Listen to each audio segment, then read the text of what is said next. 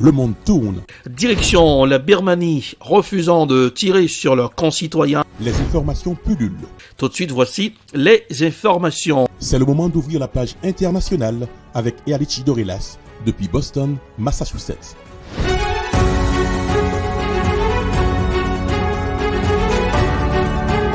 Mesdames, Messieurs, bonsoir. Bienvenue à tous et à toutes dans la page internationale au grand journal du 14h.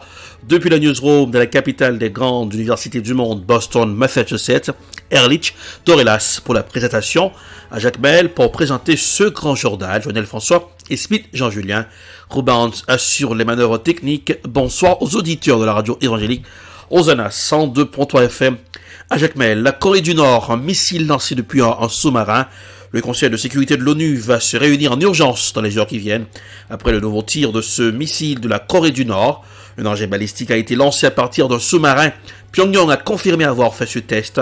Voici un reportage signé TV5 Monde. Toujours plus haut, toujours plus loin, toujours plus puissant. Et nouvelles images de propagande censées prouver le nouveau bond technologique que viendrait de franchir la Corée du Nord. Et pas n'importe lequel, le tir d'un missile balistique beaucoup plus performant que les précédents depuis un sous-marin en activité. Si l'information venait à être confirmée, Pyongyang deviendrait ainsi le 7e pays au monde à disposer d'une telle maîtrise, la clé de voûte de la dissuasion nucléaire. La condamnation de Washington a été immédiate. Nous appelons la Corée du Nord à s'abstenir de nouvelles provocations et à entamer un dialogue durable et approfondi. Notre engagement à défendre la République de Corée et le Japon reste entier. En 2 mois, Pyongyang dit avoir réalisé avec succès 5 tests de missiles, synonymes pour chacun de nouvelles avancées technologiques, en totale violation avec les sanctions internationales. Un missile hypersonique capable de voler 5 fois à la vitesse du son, ou bien un missile balistique tiré depuis un train. La situation inquiète jusqu'aux voisins chinois, le fidèle allié de la péninsule. La situation sur la péninsule est actuellement à un stade critique. Toutes les parties concernées doivent garder à l'esprit le tableau général, faire preuve de retenue, rester déterminés à défendre la paix et la stabilité. Ces derniers mois, la course à l'armement entre la Corée du Nord et la Corée du Sud, 2 pays encore techniquement en guerre, s'est nettement accélérée. Séoul développe de son côté ses propres systèmes de défense et multiplie les réunions tripartites avec les États-Unis et le Japon. Le Conseil de sécurité des Nations Unies se réunit ce mercredi en urgence et à huis clos.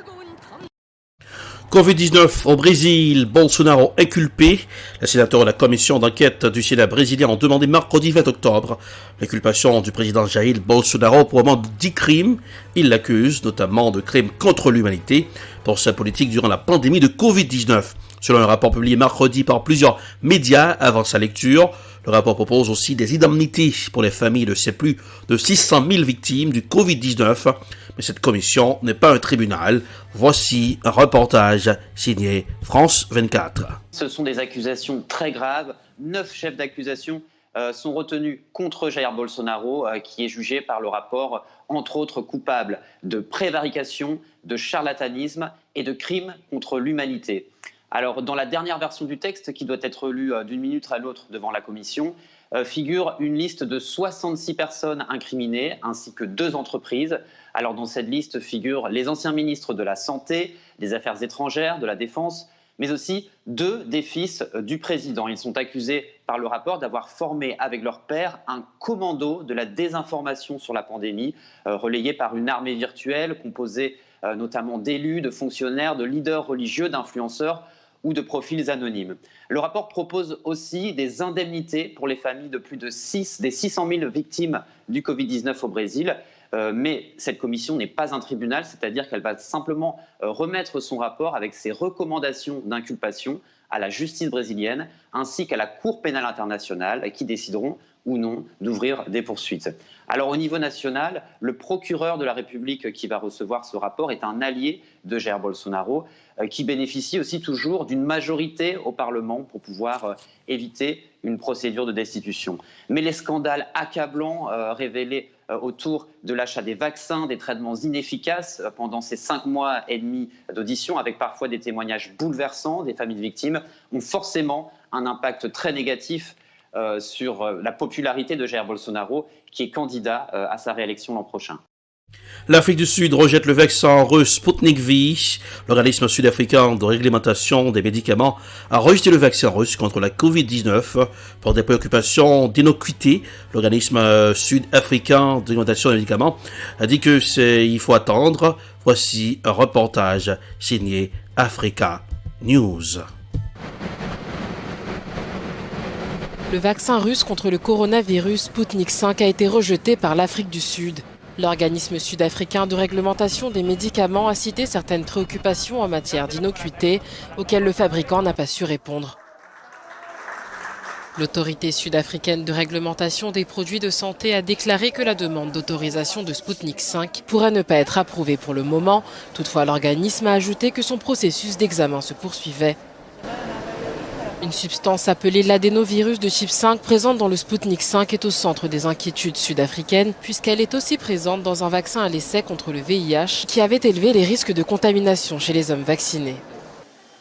S'agissant du vaccin russe, il a pourtant été validé par la célèbre revue scientifique Lancet qui, après l'avoir soumis à un test sur plus de 20 000 personnes, l'avait déterminé sécuritaire et efficace à environ 80% pour empêcher les formes graves de la Covid-19. Sputnik V est validé dans plus de 70 pays et actuellement en cours d'examen par l'OMS et l'Agence européenne des médicaments.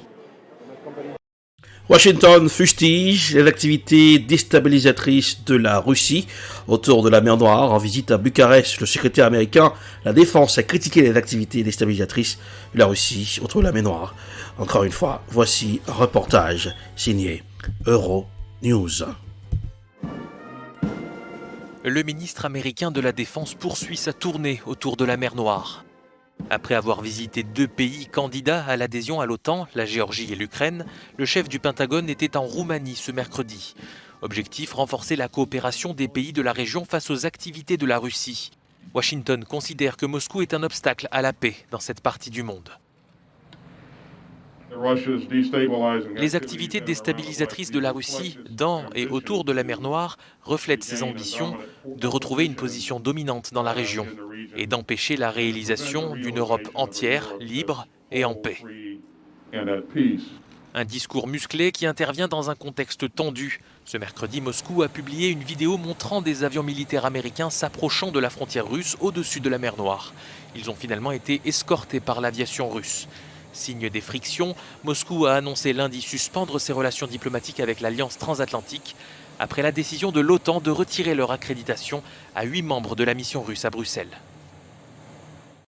Libye, c'est le chaos total qui règne en Libye depuis 2011, estime Riyad Sidawi.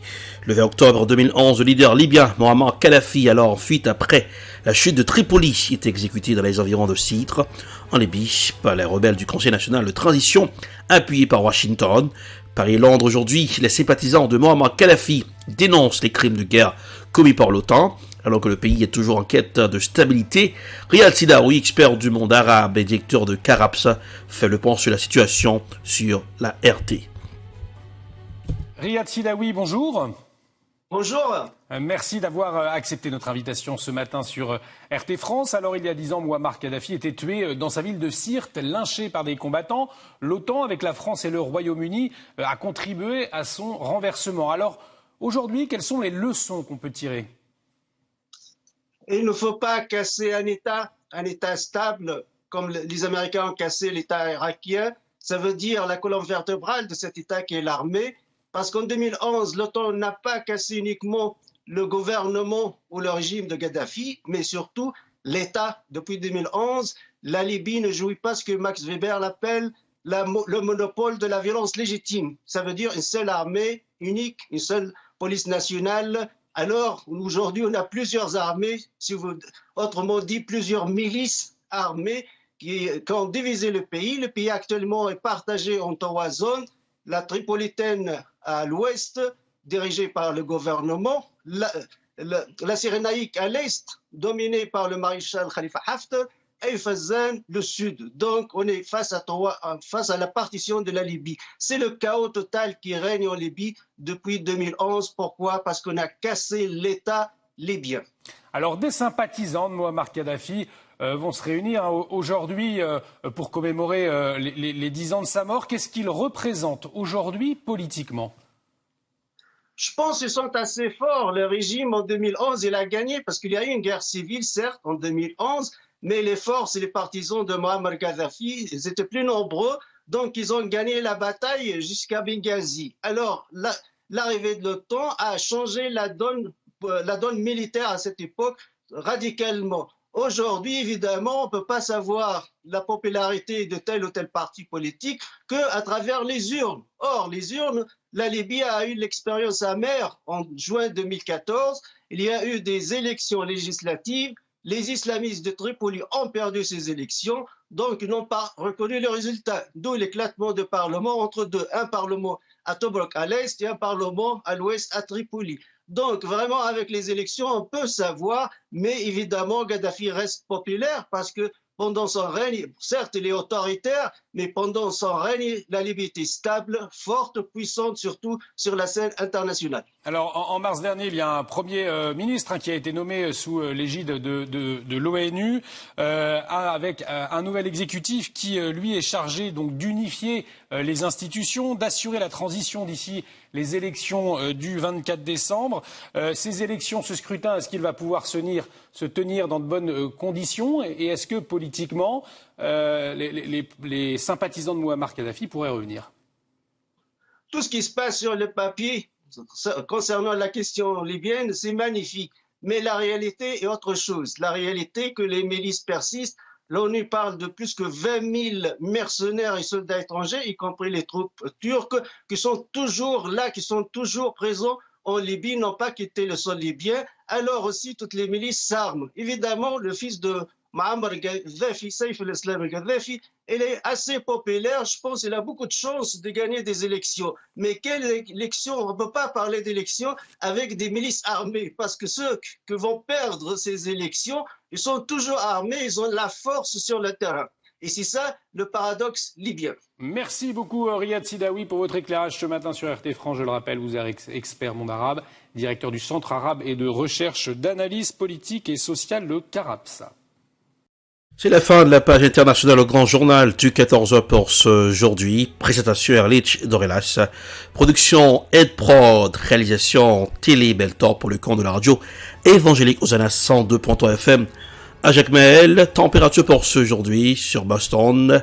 Eh bien, Boston, il fait beau temps aujourd'hui, 71 degrés Fahrenheit. Voilà. 22 degrés Celsius. À Jacmel, 87 degrés Fahrenheit, 33 degrés Celsius. Bonsoir Joannel, bonsoir Smith, Jean-Julien, bonsoir Rubens, bonsoir aux auditeurs de la radio évangélique Hosanna 102.3 FM à Jacmel. Passez un excellent mercredi. À demain. C'était la page internationale avec Erlich Dorelas.